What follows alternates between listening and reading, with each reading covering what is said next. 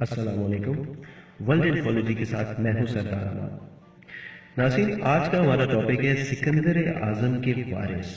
جی ہاں، کیا آپ جانتے ہیں کہ پاکستان میں اس وقت ایک ذات ایسی بھی ہے جو سکندر اعظم کے وارث کہلاتے ہیں؟ کرلال قبیلہ کرلال زیادہ تر ہزارہ ڈویژن کے ضلع ایبٹ آباد، آزاد کشمیر میں راولکوٹ اور ہری پور کے کچھ علاقوں میں آباد ہے۔ اس وقت ایک اندازے کے مطابق ہزارہ میں کرلالوں کی آبادی 5 سے 6 لاکھ نفوس پر مشتمل ہے۔ ضلع ایبٹ آباد میں یہ بیرون گلی سے شروع ہونے والے پہاڑی سلسلے پر آباد ہیں جو گاؤں ڈگرا پر جا کر ختم ہوتے ہیں۔ ناظرین، اگر ان کی شجرے کی بات کی جائے تو کرلال کلر کی اولاد ہے۔ کلر شاہ 1200 آئی میں افغانستان کے راستے ترکی سے دہلی ہندوستان آیا تھا۔ کلر شاہ کے والد کا نام سلطان شوجان شاہ تھا جو ترکی کے بادشاہ تھے۔ سلطان سوجان کے والد کا نام سلطان عبد الرحمن تھا۔ سلطان سوجان شاہ قبیلہ کرلال کا شجرہ نصف سلطان عبد الرحمن سے عبداللہ حدامی اور پھر شاہ جہان رومی سے ہوتا ہوا سکندر اعظم سے جا ملتا ہے۔ ناظرین، کرلالوں کو پاکستان میں سردار بھی کہا جاتا ہے۔ کرلال چیف کو سردار کا خطاب سلطان شمس الدین التمش نے دیا تھا۔ دہلی سلطنت 1296 سے 1206 کے عرصے میں کرلال چیف اور قبیلہ کرلال کو اپنے علاقے کی سرداری عطا کی گئی۔ سردار کا مطلب فوجی چیف اور علاقے کا رہنما کہیں۔ سلطان شمس الدین التمش کا اپنا تعلق بھی کشمیر قبائلی لالا باری سے تھا، اس لیے سلطان کرلال چیف اور کرلالوں کو اپنا فطری اتحادی سمجھتا تھا۔ کرلالوں نے اس انتہائی دشوار گزار اور پر اشور علاقے کے تمام قبائل کو بہت عمدگی سے نہ صرف زیر کیا بلکہ تمام علاقے پر مکمل کنٹرول کر کے پورے ریجن کی وفاداریوں کو سلطنت دہلی کی طرف موڑ دیا۔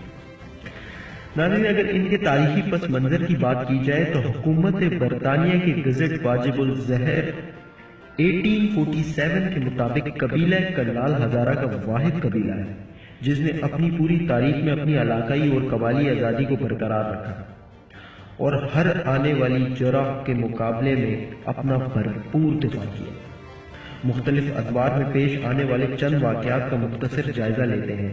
ناظرین، ان کا مقابلہ آنے والے وقت میں مغل دور سے بھی ہوا تھا، اس کے بعد ترک فرلوک سے، اس کے بعد درانی دور سے، لیکن ایک ایسا واقعہ، ایک ایسی لڑائی جو ان کے لیے کافی مشکل ثابت ہوئی تھی، اس کے بارے میں بیان کرنا لازمی سمجھوں گا۔ کرلال تاریخ میں یہ دور مشکل اور کٹھن تھا۔ سکھوں کی طرف سے کرلال علاقوں کو فتح کرنے کے لیے بار بار حملے کیے گئے، مگر کرلال پر حملے میں نہ صرف کامیاب ہوئے بلکہ ہر بار سکھوں کو ناقابل تلافی جانے اور مالی نقصان بھی پہنچایا۔ 19ویں صدی میں جب دورانیوں نے کی حکومت کمزور ہو گئی تو سکھوں نے ہزارہ کا کنٹرول سنبھال لیا، سوائے کرلال علاقوں کے، اور سکھوں کے پورے دور میں کرلال علاقہ ان کے لیے ایک مشکل ہدف رہا۔ کرلال ہزارہ میں وہ واحد قبیلہ تھا جس نے شمالی ہند کی سب سے بڑی فوج کو بار بار شکست دی اور اپنی علاقائی اور قبائلی آزادی کا کامیاب دفاع کیا۔ کرلال علاقے پر قبضہ کرنے کے لیے 1822 میں مہاراجہ رنجیت سنگھ نے ایک بڑا لشکر تیار کر کے اپنے ایک نہایت ہی قابل اعتماد ساتھی اور ایک بہادر جنرل امر سنگھ مجاہد کی قیادت میں روانہ کیا۔ کرلالوں نے سردار حسن علی خان کی قیادت میں اس لشکر کا مقابلہ کیا اور اپنے سے کئی گنا زیادہ اور طاقتور فوج کو شرمناک شکست سے دوچار کیا۔ اس لڑائی میں امر سنگھ مجاہدہ خود بھی سمندر کٹھا کے ایک مقام پر کرلالوں کے ہاتھوں قتل ہوا۔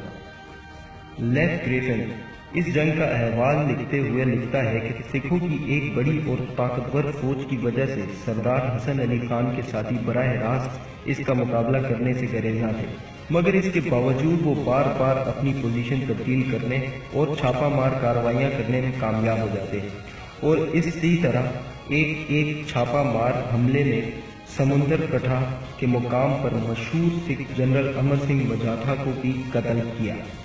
1822 سے 1845 کے عرصے میں کرلال علاقوں پر قبضہ کرنے کے لیے سکھوں نے بہت سارے حملے کیے، مگر ہر بار کرلال اپنے علاقے کا دفاع کرنے میں کامیاب رہے اور انہوں نے بڑی بہادری اور بے جگری سے اپنے علاقے اور اپنی آزادی کا دفاع کیا۔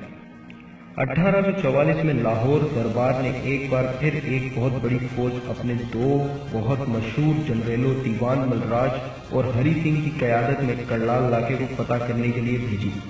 गो के सिखों की फौज एतदादी एतबार से बहुत बड़ी थी, मगर फिर भी करनाल अपनी आज़ादी और इलाके का दिफा करने में कामयाब रहे और अपने से कई गुना बड़ी फौज को न सिर्फ शिकस्त से दोचार किया, बल्कि इनके मुकाम पर इस मोर्चा में 150 से ज्यादा सिख फौजियों को, जिनमें बहुत सारे फौजी अहदार भी शामिल थे, जहन्नुम रसीद किया। नाज़रीन, इसमें कोई शक नहीं कि अभी भी एबटाबाद में करनालों यानी सरदारों को एक बहादुर कौम समझा जाता है और एक इज्जतदार कौम समझा जाता है। नाज़रीन, ना सिर्फ माजी की लड़ाइयों में इनका एक बेहतरीन किरदार रहा, बल्कि पाकिस्तान बनने भी इन्होंने अपना एक अहम किरदार अदा किया। कबीला करनाल को हजारा में ये शर्फ हासिल है कि इसने सबसे पहले कायद-ए-आज़म की आवाज़ पर लब्बैक कहा और अपने तमाम तरो वसाइल के साथ कायद-ए-आज़म और मुस्लिम लीग का साथ दिया। कैप्टन सरदार ज़ैन मोहम्मद खान ने सबसे पहले मुस्लिम लीग में शमूलियत इख्तियार की। कैप्टन सरदार ज़ैन मोहम्मद खान को यह एजाज़ भी हासिल है कि वो कायद-ए-आज़म की तरफ से सरदार अब्दुल अरब नश्तर के साथ मुस्लिम लीग की ऑर्गेनाइजेशन कमेटी के मेंबर मुकद्दर किए गए। 1946 में सरदार ज़ैन मोहम्मद खान ने हजारा से MLA का इलेक्शन लड़ा और भारी अक्सरियत से कांग्रेसी उम्मीदवार को शिकस्त देकर कामयाब हुए। नाज़रीन, ये थी एक मुख्तसर सी एक हवाला एक बहादुर ज़ात के बारे में। एक बहुत सारी रिक्वेस्ट के बाद मैंने ये एक तारीर मुकम्मल की। आपको बताता चलूं कि ये सब कुछ जो मैंने बयान किया है ये तारीख करनाल से लिया गया है और कुछ इंफॉर्मेशन मैंने विकीपीडिया से हासिल की है। उम्मीद करता हूं कि आपको मेरी ये वीडियो पसंद आई होगी और अगर आप भी अपनी ज़ात के बारे में जानना चाहते हैं तो नीचे कमेंट में अपनी ज़ात का नाम मेंशन करें। मेरे चैनल को सब्सक्राइब करना ना भूलिएगा। तब तक के लिए अपने दोस्त सरदार अमान को इजाज़त दीजिए। अल्लाह नेहमान, पाकिस्तान जिंदाबाद।